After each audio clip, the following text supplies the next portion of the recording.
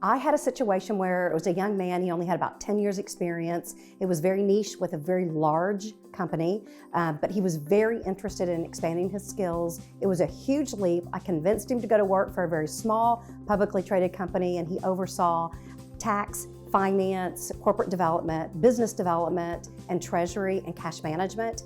And it was 8 years ago last week, and he took me to lunch and said I absolutely changed his life, that those 8 years were the best years that he has ever in his life could have experienced, and it was truly because I convinced him to take a leap of faith and do something very different.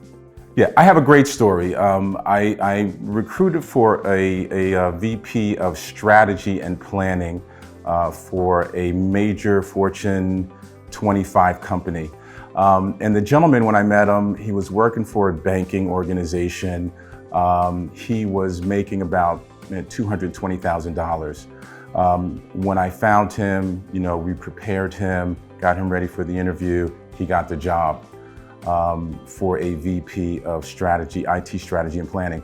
Well, the interesting thing about that was about maybe a month later, he called me and he had told me he had me on speaker with his wife, and I could hear the crackling in his voice, and he told me that I had changed his life, him and his family, because he went from making $220,000 to making $710,000.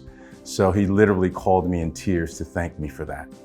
Hopefully there's lots of examples of that because that's what we do every day. In my firm, we place 70 to 80 people a year, but I'd say a couple of really good examples. There's a consortium that we work with. It's a group of luxury brands, many different brands, global network. And we placed 2 different individuals at the manager level, and both of them actually now are presidents of their business unit here in the US.